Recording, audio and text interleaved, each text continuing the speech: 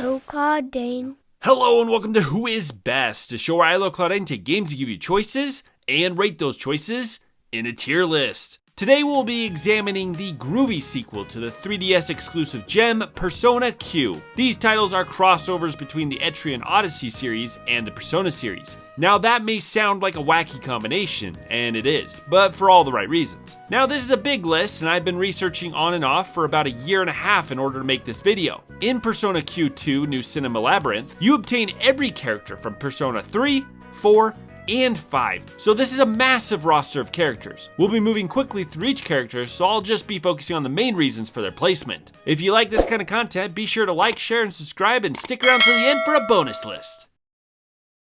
Alright, let's get started with the tier. Yusuke has decent agility and strength, but an absolutely terrible skill set full of single target ice spells.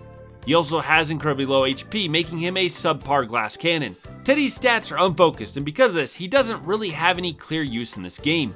His unique skill hints towards him being a tank healer, but his stats don't complement this. Koromaru is a decent linker, but aside from that, his low luck stat and crappy instant death spells aren't worth using.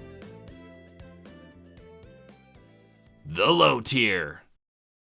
Morgana is a great healer that would land higher on this list if Yukari didn't make him obsolete. Ryuji is a decent front row physical attacker that can be set up as a counter god, though giving your front row place to this guy pretty much ignores all the better options for that position. Anne is one of the better early party members with decent magic attacks and the ability to heal. Her poor late game stats will make her easily replaceable in the late game though.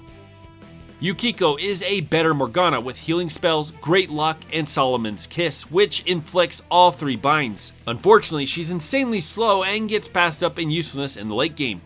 Makoto skirts the line of magic and physical DPS and such, doesn't excel in any one area. If she had better agility, she'd be much more useful. Shinjiro is a front row tank with awesome strength and endurance stats and natural regeneration. If Kanji didn't exist in this game, he might have made it higher on this list. Alright, let's move on to the mid-tier. Due to nerfs from the first game, Naoto is no longer a mob-wiping machine. Her insta-kill spells were weakened in this title, leaving her with decent speed, luck, magic, and strength stats. Haru is one of the better tanks in the game. Her weaknesses are rare and she has incredible survivability in the endgame. If she had higher luck and speed, she would have landed much higher on this list. Yukari is one of the best healers in this title. On top of this, she has decent damage potential and the ability to block a row from being damaged. If Yosuke didn't have the second lowest luck stat in the game, he would make a pretty decent physical attacker. Junpei is a middle-of-the-road physical damager that is surpassed by too many characters to place him any higher. He does still have great front row damage though. Akechi has some unique usage in boss fights such as the Velvet Rangers, and is incredibly useful in Chapter 1, but his usefulness is inconsistent, and his luck stat, which his best skills are dependent on, is pretty low, leaving him in the mid-tier.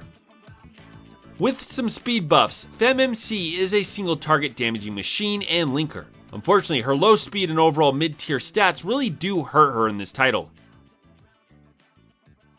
And that caps off the mid-tier, let's move on to the top tier. Ken is a better version of FemMC. He's statistically the best character in the game and makes for a phenomenal back row linker. With critical eye and power charge, Chie becomes a physical damaging beast. She has both single target and multi-target damage that comes in handy throughout the entire title. Mitsuru with the support of linkers is your best elemental damager. As long as you exploit enemy weaknesses, she is one of the best DPS in Persona Q2. Aegis is one of the single best characters in this title. Though she's not as good as she was in the first title, she's the only character resistant to physical damage and has the ability to null elemental weaknesses, making her a tanking machine. Kanji is simply the best tank in Persona Q2 due to his all-guard ability. Throw him in the front row and spam his guards and you will be untouchable. The final member of the top tier is the P4MC. The only reason this guy didn't land higher is that he doesn't quite break the game like the remaining characters do. He's statistically reliable and a consistent party member. The God tier. The P3MC's absolutely broken passive, full card, gives a ridiculous boost to magic damage. Because of this, the P3MC becomes this title's main nuker. The only thing Akihiko is lacking is multi-hit physical damage. Aside from that, he has amazing stats, incredible single target damage, charge, and a broken unique skill in Sonic Rush. Joker is incredible in this title with the ability to spam high-powered, low-cost multi-hitting attacks that just simply melt all enemies. He's also a required party member on risky difficulty, so overall he's the best character in the game. And that's our list. I hope you enjoyed. Thank you to all my Patreon members, and if you would like to request your own list, click on the link below and join the Pro tier. Like, share, and subscribe, and we'll see you all later. Bonus round. Top 10 coolest Persona characters, go! Number 10, FemMC. Number 9, Yukiko.